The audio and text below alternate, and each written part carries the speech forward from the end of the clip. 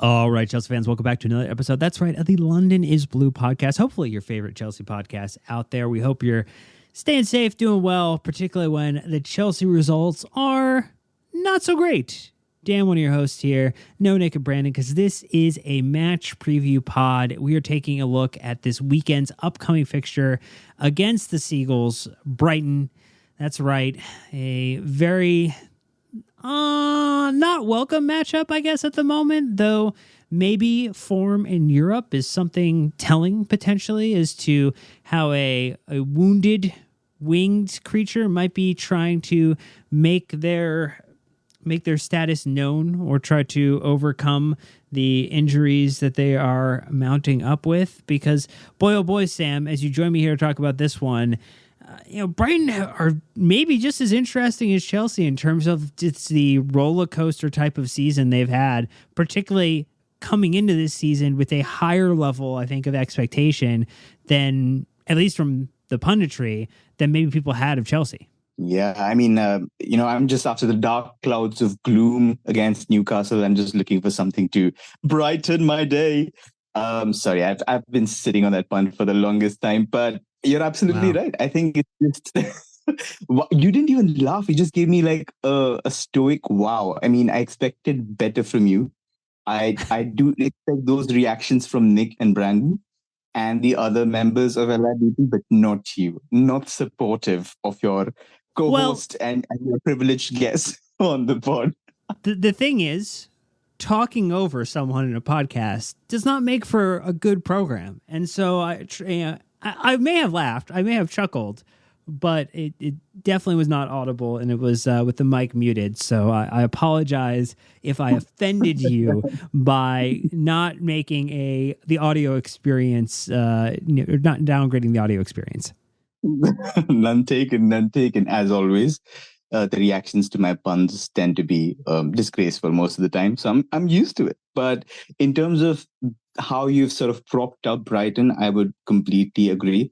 There's also some parallels to, I would say, Pochettino, in terms of there is a manager who's proven that he can take a good side and make them better in certain aspects, and there's no doubt about it that De Zerbi, Pep Guardiola said that he's one of the most important coaches in the last 2 decades, and I tend to agree with it, just in the sense of how good his vision of the game is, his philosophy, how well he develops players, the way he devises his system, and how Brighton have played to get to Europe is admirable. I know there's been a lot of animosity between the two fan bases, considering how much we've tried to uproot their entire structure and take it for ourselves, but all of it aside, as a neutral, it's been very, very good to watch Brighton last season. But we all know that they've lost a lot of incredible talent. Caicedo came to us. McAllister's gone to Liverpool. So it's been tough for them to acclimatize to that. Plus, they're going through their first injury crisis, their actual injury crisis in the middle of a European run. So lots of new problems for De Zerbi to face.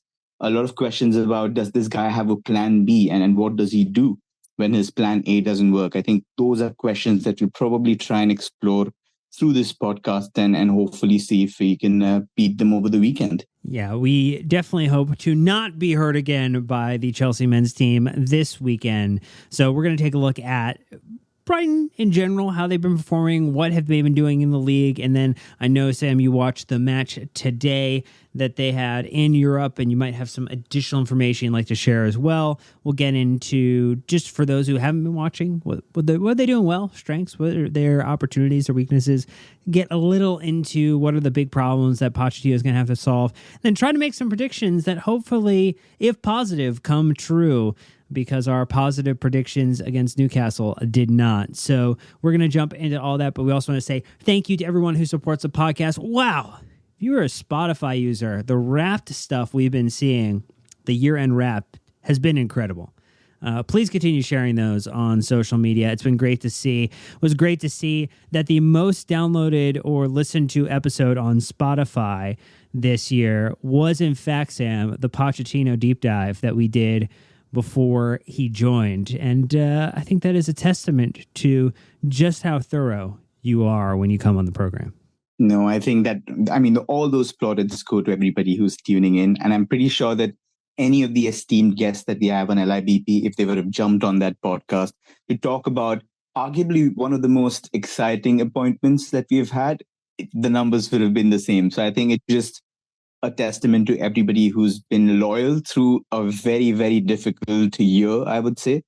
And my thank you and my heartfelt congratulations to everybody to have stuck with us through thick and thin, through storm and rain, ice and hail. But I'd just like to be super grateful for that, and I loved seeing everybody's wrapped and getting tagged in it. It's been giving me the festive sort of cheer a month before I'm actually supposed to immerse myself fully in it. Yeah, it's like the Mariah Carey hit song, a little bit of serotonin drop for you as it relates to making you feel good about the work that we're doing here.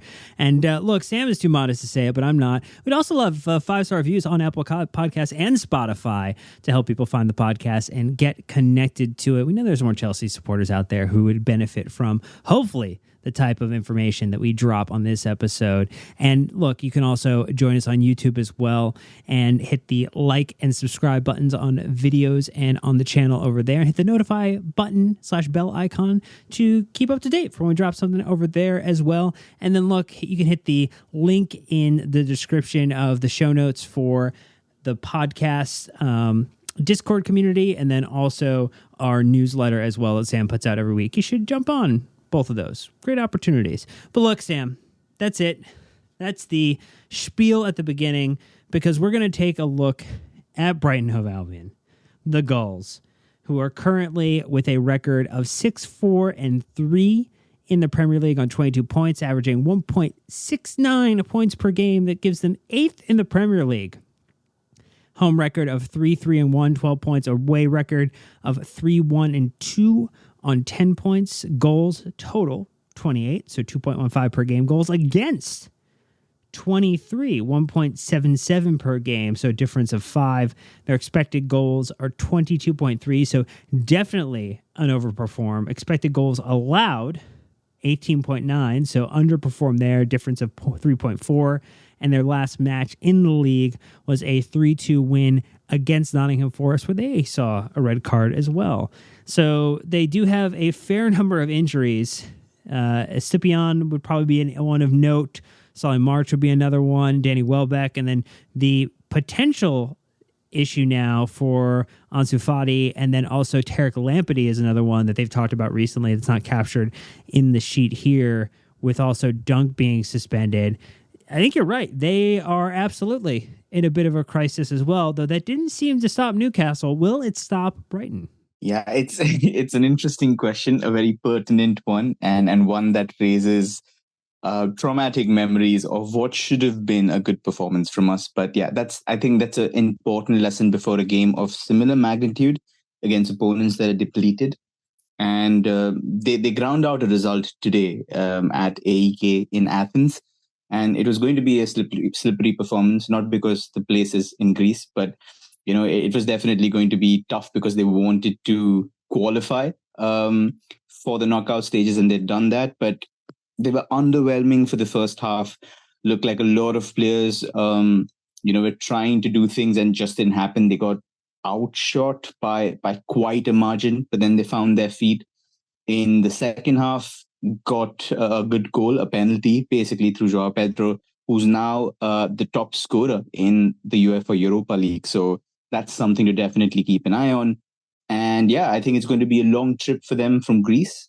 And hopefully they are well rested and better prepared for the game than Newcastle. And we can take away the 3 points against a side which is definitely lacking, like you said, important presence all across the front line and the back. Estupinian, like you mentioned, huge miss. I think he makes their left side absolutely devastating with Mitoma, so his loss is going to be a big one. Solly March also, the deputy there is again a doubt or possibly out. Webster again, I think in place of Dunk, he would have been the number one guy to come in, but now they've got to go with Igor, I think, along with Van Hecker. So that's going to be there too in the back line. And Fatih, for example, was also doing pretty well, scoring a couple of good important goals. He got one against Manchester City. So lacking depth as well. So yeah, lots of issues, but like you said, didn't stop Newcastle. Hopefully we can change that and go for the jugular. We're going to talk about the style of play in more detail in just a moment. We're going to take a very quick break, and we're back. We'll get into the style of play. How has De Zerbi maybe updated or modified the team with some of the considerations of the outgoing players? And has that style of play changed or evolved as much as we think in 2023, 2024? So stay tuned. We'll be right back. All right, Sam. So I teased it out before the break, but the question would be is, if I watched Brighton last season, saw expansive football, I saw an engaging side, and look, when we didn't feel like we were getting mugged over by them, maybe it was an enjoyable neutral watch, but, you know, things got pretty sour pretty quickly, and maybe it wasn't as easy to be supportive of the Seagulls' rise and ascension. So where are they at now, and do you feel like De Zerbi is coming to a realization around what will and won't continue to work in the Premier League from what earned him the plaudits in the general portion, the majority of last season? Yeah, it's been an interesting trajectory from last season to now. Like we talked about losing key players, and it's not been an issue for Brighton for a couple of seasons where they've got arguably one of the best recruitment setups. Tony Bloom's done a fantastic job. So it's just replacing the right amount of, players with, I would say, replacements that could rise to that level, maybe in under a year or around that time frame. But I've basically done a lot of research in terms of there's been an incredible amount of literature on De Zerbi, and I would highly recommend one by The Purist. You can find him on Twitter or X, and you can find him on YouTube. And there's this video that he's done on De Zerbi, which is excellent and talks about what the philosophy is and what it talks about Brighton as the larger picture. And one point that it raises is when you've got a team that is one man's vision, and then you can basically not rely so much on individual quality in a positional setup, then, even if you swap out certain players, then you can bring in players of a magnitude, like comparable magnitude, and not see a difference in results. But clearly that has been proven wrong. They thought that Caicedo could be sold for 100 and they could get Balaba in, and that would basically continue what they'd been doing, but he's struggled a little bit. The goalkeeping situation has changed, and Pat Verbruggen is somebody who's come in. He's also had his moments. So they've made changes all around, and I think they're still acclimatizing. Teams, I think, against them are now becoming cleverer in terms of how to stop them. We'll talk more about this in the weaknesses section in terms of how they've been found out and what's been the fix for a lot of teams trying to play against De Zerbi. But in general, it looks like De Zerbi himself is evolving. He's trying to find what the next step is and as a manager and how he needs to make this team evolve with him. What is the response to a crisis? How do you adapt? How do you overcome? And what happens when your plan A is basically negated by the opposition blueprint? And that's been, I think, the big theme of Brighton's performances. They've lacked individual control. I think when you take them out of their very powerful setup, you tend to see how individuals struggle. I would also point to Moises Caicedo as a reference. We've arguably not seen the best of him because I think when he's moved out of Brighton's setup, he's still trying to find his feet in a new one. He's trying to figure out what the dynamic is with Enzo Fernandez. He's also been moved around in a couple of positions. He's played in a double pivot. He's also played as the lone DM. So it's something that's happened to a lot of players that move away from Brighton. And I think that's going to be the larger theme for them this season. But so far, it's not going good. They've been scoring a lot of goals, which is always excellent because the front line is largely the same with a couple of good additions like Simon Adingra.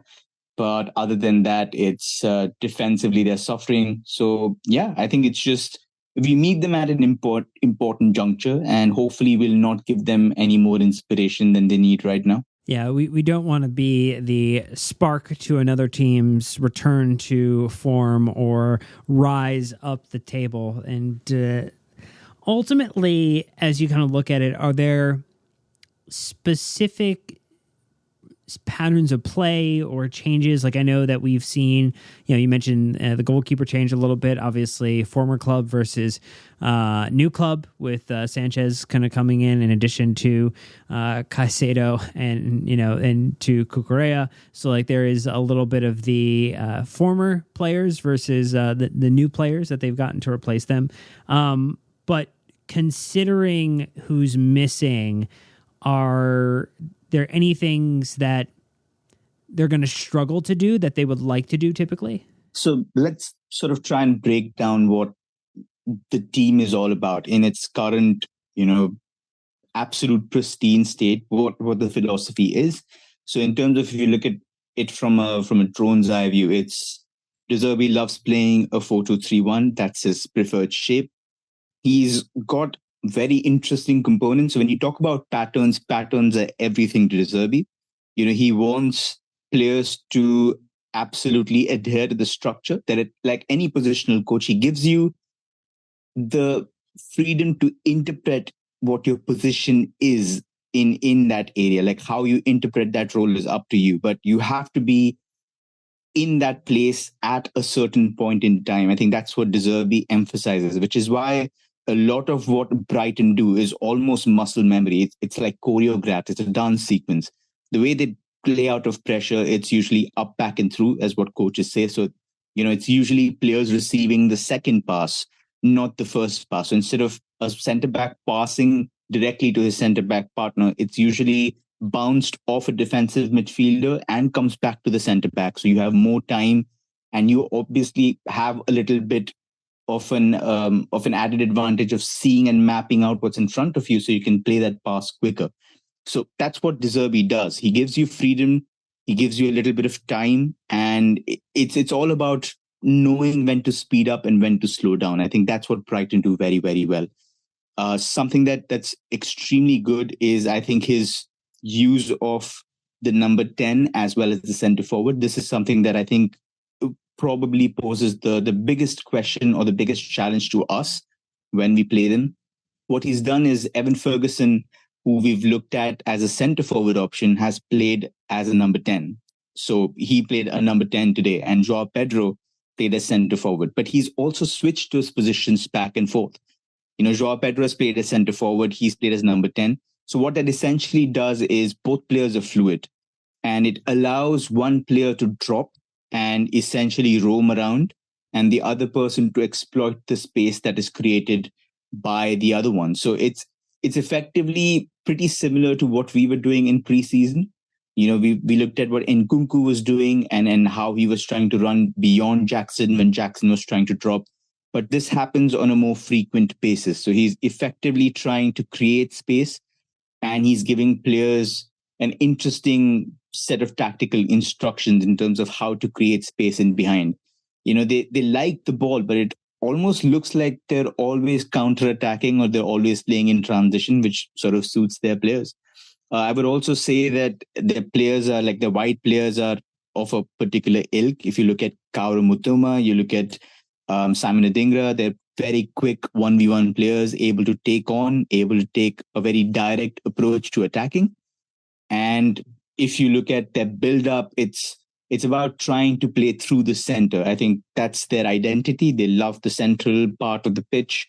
They want to essentially rip through your heart and go straight, to the direct role, to the direct route to goal as possible. They don't want to mess around in wide channels if there is a chance of not doing it and going to the channel, they'll just go through the center and try to get it back to front as quick as possible.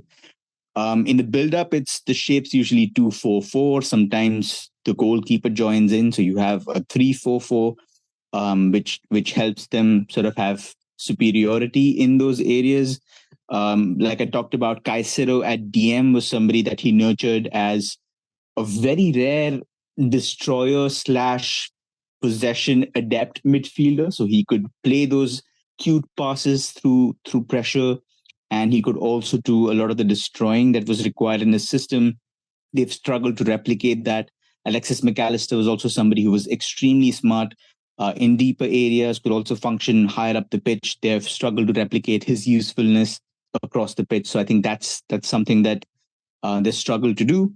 And out of possession, it's 4-4-2, but a very aggressive 4-4-2 to a point where even when they go to a mid block, they're effectively what you call indirectly pressing. They're pressing a player without the ball to ensure that the pass doesn't go to that player. So it's effectively trying to discourage the guy on the ball from playing a pass, because you're constantly, showing aggression. You're constantly saying that if you play the pass there, I'm definitely going to go and exert pressure. So they do exert a very aggressive approach that I think second in the league for PPTA, passes by defensive action. So extremely aggressive on the numbers as well.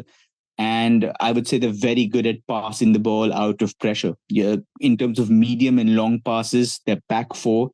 Dunk, for example, Webster, all of these guys are very, very good at hitting long balls to guys like Mitoma or Adingra from back to front. They're very good at hitting these grass cutters. So it's almost like a long pass, but it absolutely kisses the ground as it goes 30 yards from back to front. And it happens very regularly. So if Verbruggen plays, you have to watch out for a long ball from the goalkeeper to the number 10, which basically crosses 8 different players to get to that particular juncture. So that's something that we have to be switched on to. And I would say in terms of another big plus is that they're very good at press evasion. They're just so well coached in terms of avoiding pressure, in terms of playing out and luring you out in numbers. So they'll encourage you to press with 4, 5, 6 players, and then they'll slice through you. And once you get Mitoma in those situations where he's running against your backline, then it's going to be very, very difficult to stop him, especially because we've had trouble with the likes of Thiago Silva, the likes of Axel Disasi. A lot of the guys against quicker threats haven't looked as convincing as we would want them to look. So that's something that you definitely have to look at. So overall, a team that presses hard, counter presses very, very well, score a lot of goals. Like we mentioned, I think there's only one team in the league, Manchester City, that have more open play goals than them in the league this season. They can go short, they can go long very precisely and create 1v1 threats against the wide areas. And when you consider that we don't have Reece James, we might have to use Axel Disasi there because Gusto wasn't pictured in training pictures today. That's a little bit of a terrifying thought on that part of the pitch. And left back Colville, again, if he's going to be against Simon Adingra, then what's going to be the outcome there? So lots of questions against a very, very good side. And I would, exercise caution, even though they're missing a lot of key players. I think they're going to be a very dangerous opponent. Well, before we send people to bed with nightmares, because you said a lot of really nice things about Brighton and things that on paper, given the fact that they're playing in European competitions and we're not, that they're scoring multiple goals per game, and we're not always doing that, though the recent trend has been better. Where are the weaknesses? Because I feel as if even in the results that Chelsea had in one of our worst seasons against Brighton, and is that like the 1-2 loss in mid-April, like we saw, at least in that game, Trev Chalobah had a pretty fantastic performance against Mitoma. It would be nice to have him available to deputize as right back in the moment. And most of our matches outside of the 4-1 in the middle of October in 2022, and then the 3-1 win in 2020 in September of 2020, most of our games have either been a draw or like a 1-0 win. Like they've not been the most exciting games because I think both these teams want to actually play football, don't give each other a ton of opportunities, defend well enough, not always as clinical as they need to be in attack. And so I feel like this is a good matchup for Chelsea. Like, even though there are a lot of things that they do really well. The most important thing is I think we've banished the voodoo by defeating them in the cup. I think that was extremely important from a familiarity standpoint. I think you sometimes go into those matches thinking, God, it's a side further on in the project under a very good manager. It's going to be a tough game. But then we showed that we can compete and do very well against them. So I think it was important to get that kind of a matchup done, obviously early on in the season and even in preseason, where we ran out, like you mentioned, comfortable winners. So it's definitely a good start in terms of being able to say that we've played them twice already and we know what to expect. You don't want to be caught out cold. But in terms of like weaknesses, I would say the first we've mentioned quite a lot of times, but I think it's important to emphasize this, that injuries and transfers have definitely depleted them. I think from an individual standpoint, from a 1v1, not looking at them as a unit, it's definitely a weaker side. I think Lewis Dunk is going to be a massive, massive miss for them in the middle of defense. He was absolutely excellent today, like you expect him to be. I think he's extremely underrated. Should have been in the English setup, in the national team setup. But without him, I struggle to see where the leadership comes. I struggle to see where the dominance in the air comes. I mean, he's, I think, at around 74% or 70% in the air in terms of aerial duel percentage.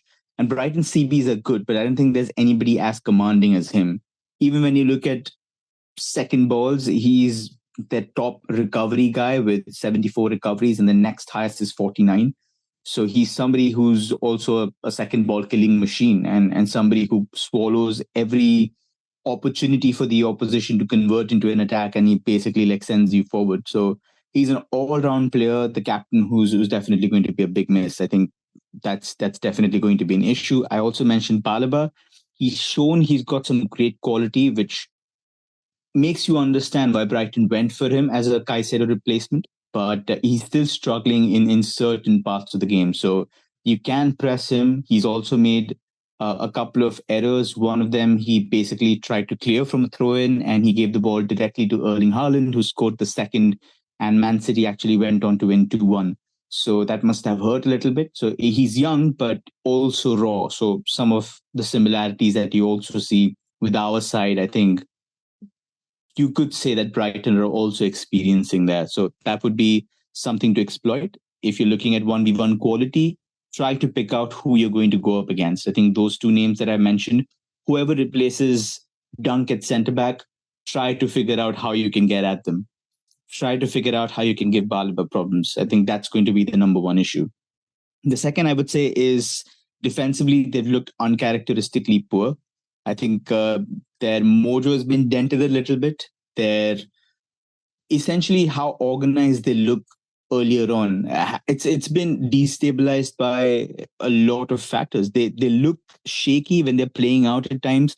Sometimes when they're trying to do a little bit too much. That also goes down to another point that I'm going to mention later on. So we'll talk about that. But for example, the goalkeeper, Brighton, he's yet to settle in, and Brighton have the worst post-shot expected goals, plus minus. So post-shot expected goals essentially tells you how likely the shot was to be stopped. So that essentially adjusted for it. Brighton should have saved 4.1 goals more, but they've conceded 4 goals more than they should have.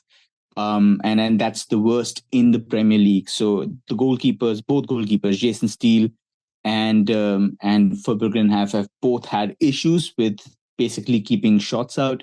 They also look very vulnerable to counterattacks, and that's in part to their identity of being very aggressive in the press.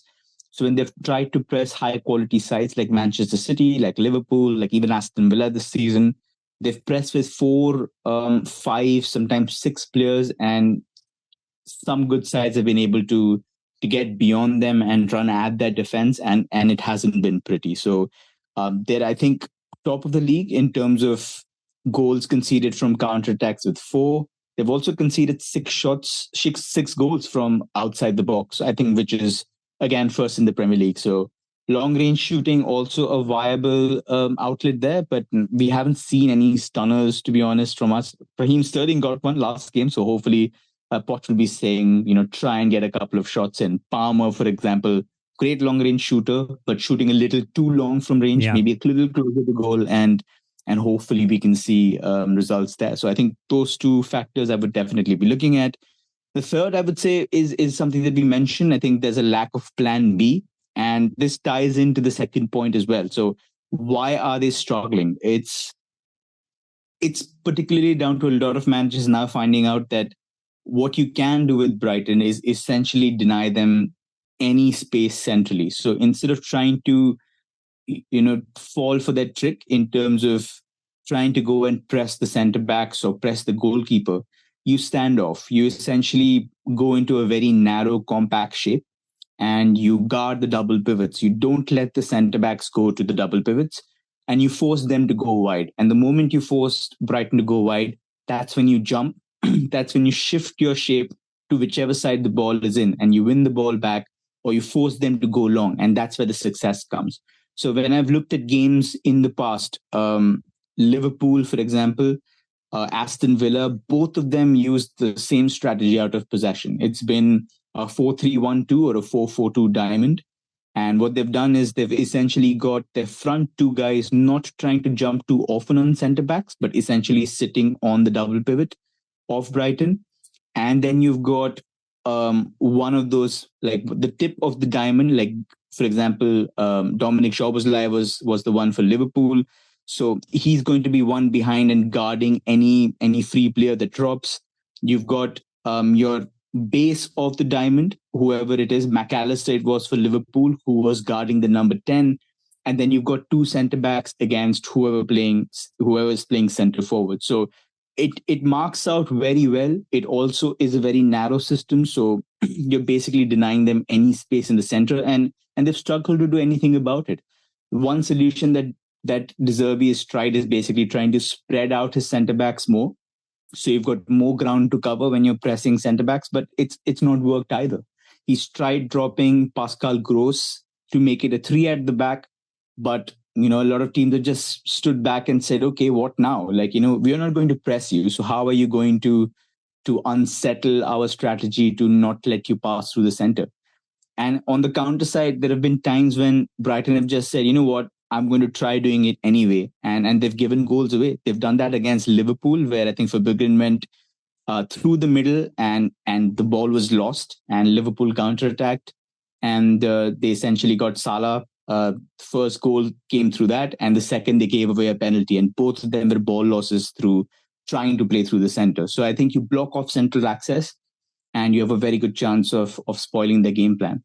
And the last one I would say is particularly something that I saw in their games against City and Liverpool was that they're pretty weak when you get dribblers in central areas. They just look in complete chaos and disarray. So Mohamed Salah, who was playing on the right wing, essentially came central. And when he was running through midfield, it looked like it was a brilliant strategy. Phil Foden, the number of times he was able to run through the center, drag Brighton narrow and then give the ball to Jeremy Doku, for example, out wide. Excellent strategy. It tended to work a lot. And when you look at their tackle percentage against dribblers, it's, I think, the second worst in the league with 38.7%. So they do struggle against quicker threats to the middle. So if you're going to try and get Raheem Sterling or Mikhailo Mudryk, instead of trying to go wide, I would say try and position them a little centrally and see if you can run at the heart of the defense or the heart of the midfield. And I think that will give you a lot of success. So 4 points in total. And if we can exploit any of those, then I think we stand to gain a little bit and come back with the 3 points. Well, that would be a nice way to claw back some credit at the MX. But we're going to take a very quick break, and then we're getting into how Pochettino is going to potentially solve or address these problems, particularly with a couple of forced changes to the lineup as well. So stay tuned, and we'll be right back. All right, Sam. So I think there's things that we just table stakes have to lay down for people as we look at what Pochettino might do in this match to take advantage of the weaknesses and mitigate the strengths that you outlined so eloquently a moment ago. We know Cucurella is not available due to suspension after picking up a card in the last match. We know Reece James is not available after picking up a red card in the last match. So our defensive makeup is going to likely be very different. And I would almost jump into the fact that like the lineup is going to be a little wonky relative to what we've seen before.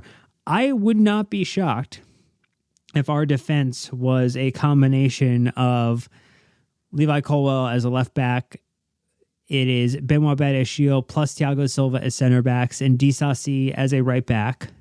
I think that is potentially extremely realistic because we've not seen, as you pointed out before we started recording, Malo Gusto in the training photos. So there is potentially a concern recording this before the press conference. So we don't know if he is officially out, but that would be a concern considering we do not have Reece at the moment. So I feel like that's where we should start is how comfortable does that back line make you against the attack that you discussed previously? I think there are some impending decisions to be made on the back line, and it's just been fitness enforced. As much as I love Thiago Silva, I think he's been fantastic for us in terms of his presence, in terms of his leadership. I think long term, especially with January approaching and him being out of contract, I think Poch might be forced to figure out what the long-term picture looks like. And I think the long-term picture does look like Levi Colwill, Benoit Badiashile, and on the right side, when Wesley Fofana is fit, him or Axel Disasi. I think that makes it a three-man backline. You can also go Badiashile and Disasi because they've played at Monaco extensively. And when you've got that organic understanding between centre-back partners, then essentially you can figure out that they're going to play well together. I think they've done very well at Monaco. So even if you do have that as three of your four backline, I think that makes a lot of sense. But yeah, the right back slot scares me a bit. I'm not going to lie. Thiago Silva at the right centre back slot, especially considering we tend to go three at the back. He's not somebody who's used to that wide centre back role. He's not. You can't expect a 39-year-old to dynamically sprint and close down whoever it is on that side of the pitch. We saw it in the last game. I talked about before the game. I put out a tweet saying that could be an issue, and it ended up being an issue because on transition, when he was moving high, it was just looking like he was not comfortable with that position. He was somebody who likes being able to read and essentially react, not be proactive. He doesn't have, that explosiveness, athleticism anymore to be able to do that anymore. So you want him to be the deepest defender, somebody who's backtracking and reading where the danger is and reacting to it at the last moment.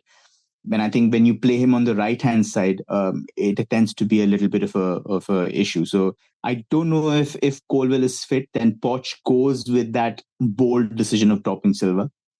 But, considering that we don't have a right back, if Gusto isn't there, then we might see all four centre-backs start, which I don't know how to feel about. Oh, it would be the equivalent of having three goalkeepers in the lineup with a four center back offering as a back four. But, it has been done before, so I don't think that would necessarily be the worst thing in the world, but it is definitely makeshift. So fingers crossed that maybe Gusto is just not available at the time of taking photos or potentially slipped by the photographer and is available on the weekend, rushing, getting ready back to full fitness.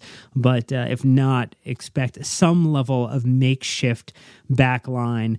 When you think about the next step forward into midfield, I know we've kind of circled on maybe some less than stellar performances, particularly last match, but inconsistent performances across our midfield trio.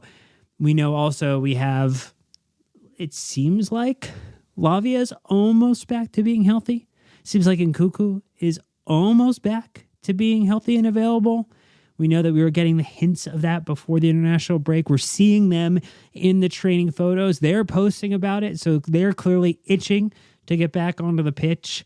Again, I don't think any of them just drops into a starting role. I do think it is the work them back into the lineup with a cameo and then a larger cameo and then maybe the start. So usually like a 2 to 3 match runway to get them back and going, particularly for those who've had longer injury spells.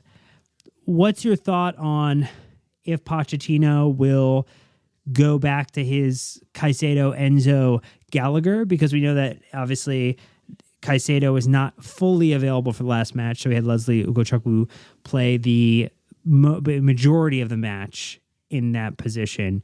But it feels like most likely with all the changes in the back that Pochettino is going to want to go back to a midfield that he feels more comfortable with, even if it may not be the favorite amongst all Chelsea supporters. Yeah, I think when I watched the Newcastle game back, it just looked like everybody had an off day. Even Gallagher, who I've been singing, to high heavens, he had a couple of moments where his concentration waned, where he let Bruno Guimaraes just stride forward. The first chance that was created for Alexander Isak was when Gallagher failed to track him, and Bruno was able to play him under no pressure over the top. So those are little things which you look at and say, okay, that was a loss in concentration, especially from somebody who was given the captaincy role, but then also the captain on the day had a lapse of concentration. So I'm eager to put that entire performance out of memory into the recycle bin and say that never happened, because those days tend to happen, especially like post long European days, post international breaks. So I'm sympathetic to it. So I think when you say that there is going to be a hint of familiarity in terms of, yes, this is my strongest midfield, I think that very well happens.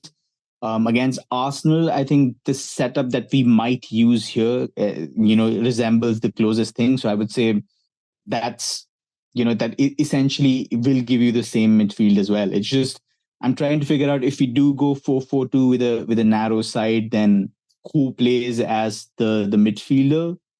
In behind, do you put Palmer next to Nico Jackson to press and shield the top two, or do you put Sterling there? If you look at Liverpool, for example, they had Darwin Nunez and Mo Salah doing the shielding work and pressing the centre backs, and they had Luis Diaz, who's a winger, doing midfield work and essentially shunting left and center. Sterling's got the intelligence to do it, but so has Palmer. I think he's got a little bit of an underrated interception game and trying to make clever decisions, but will he have the discipline? And then that's going to be a big question. So midfield, I think, will remain the same. I think Nico Jackson continues. We might see Armando Broya, though. I mean, for a longer time, I think he's approaching that juncture where he can play 30 minutes. Maybe next week it's going to be 60, and then he can essentially try and challenge Jackson for a role on the consistent basis. But I think it will be the same lineup. It's just defense that's going to be the big question mark for me. Yeah, I think those are all good considerations. It feels like Sterling, again, he had an off day, but did score a wonderful free kick in the loss against Newcastle. Might be better suited on that left-hand side. And I do think, the interesting thing of Palmer sitting behind Nico Jackson, similar to what Nkunku might be doing in the very near future. And then maybe, someone like, I don't even know. Or, the thought that you had, maybe like you put, Broya up there with Nico, and that could be an option.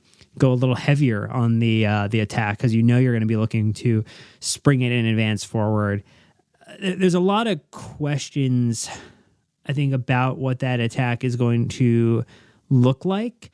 What is your projected lineup? So we've kind of talked about some options, but where do you think Pochettino is going to settle on at the end of the day? We know that some of those are forced changes, so they're not necessarily changes we would make.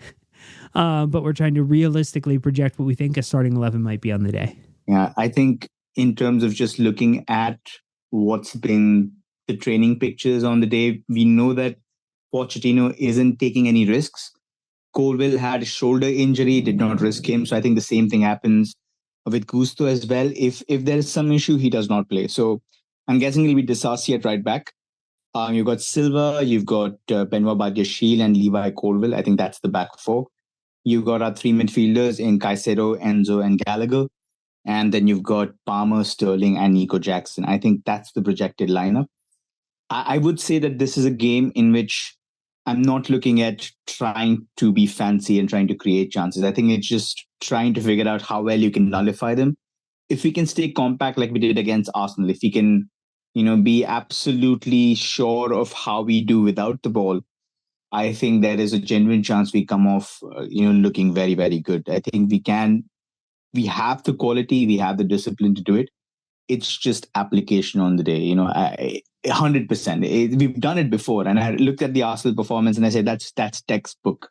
You couldn't have played better against a side like that. So I think if you take the same approach and you keep it in mind, I predict a happy one here, but then again, I looked at Newcastle and said it would be happy. So I'm just trying to keep my feet on the ground and hopefully don't have to eat my words back. Oh no, you can't. You're not. You're not going to be happy heading into this one. Your projection is not at least a little positive or neutral. No, I would say that I'm confident. I think, looking at what's preceding the game, obviously Brighton have had to go to a grueling fixture. Thursday fixtures are not easy. Europa League fixtures are brutal. So I think traveling all the way to Greece, coming back is going to be an issue. Their starters having played, like most of their starters, key starters played 70 plus minutes. I think that's going to be an issue.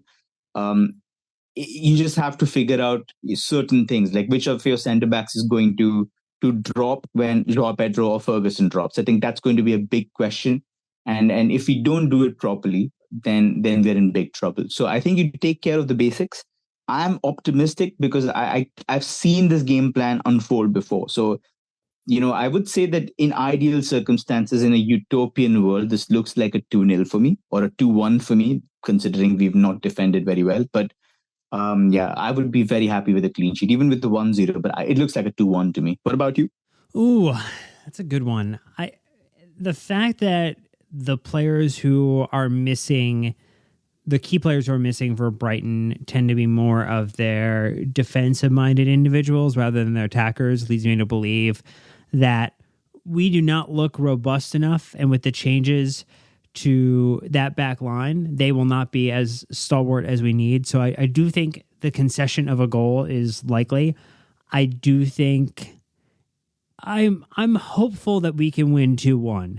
I think you would not surprise me if you said we was a 1-1 draw and we split the points. I would say that potentially is very possible, given the fact that Brighton have regressed a little bit year over year. We're improved, even though it doesn't feel that way. We're an improved side. We're just inconsistent still and young, and like that's the part of it being a growing process. But when you look at, I think the things that would predicate like this should be successful is like, our shots are up, our conversion is up. Up until recently, our goals conceded was we were performing well there too. So like ultimately, yeah, you're one of the best. You're absolutely spot on. It's just like 8 goals in 2 games, and we've gone from third in the league to mid-table. And I think that's just like you said, it's a young side, and sometimes this thing happens. You play against 2 very good sides at the top of the table, and this happens, and you suddenly like your metrics look off. But it doesn't dilute the fact that in terms of expected goals, we were second in the league. We're somewhere 4th now after the Newcastle game. We were very good for defensive metrics. Sanchez was doing very well. He's dropped down the table. But it's just, I think, a game-to-game basis. And you have to look at what the numbers were before and say, look, we are a side that deserves to be in the top 4. Yeah. On numbers alone, we 100% have to be there. And that's what Pochettino will be saying. Look, the numbers speak for themselves. Your output speaks for itself. So, why are you scared? I know that a lot of the people have talked about the Chelsea sides of past, and I don't quite agree with people saying this is Chelsea and this is what the DNA is.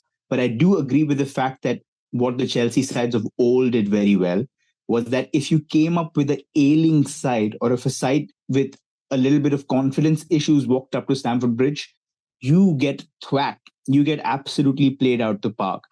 That's the kind of attitude that Chelsea sides of old had. And I think that's the killer instinct that you have to develop with these players. It has to be smelling blood. That, if the player's injured, you shouldn't be afraid that you're going to be humiliated if you lose. You should look at it as an opportunity to inflict more pain. And I think the moment we get that through a young bunch, through a promising group of players to capitalize on that feeling, I think that's when the corner turns. We have done that, but it needs to be done consistently, like you said. And once we do that, then obviously, hopefully, we'll get back to the creme de la creme of European competition and put our foot down. Well, let's hope this can be a step in the right direction. Up the table, beating Brighton, getting the result that we're looking for, and putting Chelsea back on the path forward as the first match of December. And we will make it a December to remember instead of one to annex to the annals of history because it starts and ends poorly. We want to get everything going in the right direction here when Chelsea are opening that advent calendar and hopefully getting a sweet surprise and not a nasty situation unfolding. So that's going to do for this episode, though. And hopefully let us know what you're thinking in terms of what the Brighton match is going to have in store for us, if you agree or disagree, or maybe if you think the lineup is going to be remarkably different. We forgot the scorers. I mean, who's your predicted scorer for the week? Oh, scorer for the week. Would it be crazy if Nkunku comes on in the last 10 minutes and scores the winner? That would be pretty exceptional. You're a sucker for fair, aren't you? I am. I love it. I mean, that would be if you're 1-1 or like 0-0, and if he comes and scores, then yeah, caviar on top of whatever 4-star meal that you're eating. But yeah, absolutely, that would be incredible. Just to see him on the pitch would be fantastic for me. I think that's something that would be a big step forward for us in the season. So yeah, if Nkunku does it, superb. But I would also like to highlight that they have, as of now, they only have one fit fullback. So I do look at Raheem Sterling and I say that, probably that guy is going to do it. So hopefully it'll be Nkunku, but not going to complain if it's Premier League Player of the Month nominated Raheem Sterling. Well, look, we will take both. All we're really asking for is a Chelsea win, no injuries, and, a goal or two. Not asking for a whole lot here. So hopefully Pochettino and the team can deliver. But that is going to do it for this episode. Thank you, Sam. Thank you to all our wonderful listeners. Thank you for sharing all those wonderful Spotify raps. Continue to do that. Tag us in them as you post them across the various social media platforms. Love to see those. It makes our hearts grow 3 times in size. About to explode out of our chest, but that's going to do it. So until next time, Chelsea fans, after hopefully a win, we'll get back with you. Keep the flag flying high.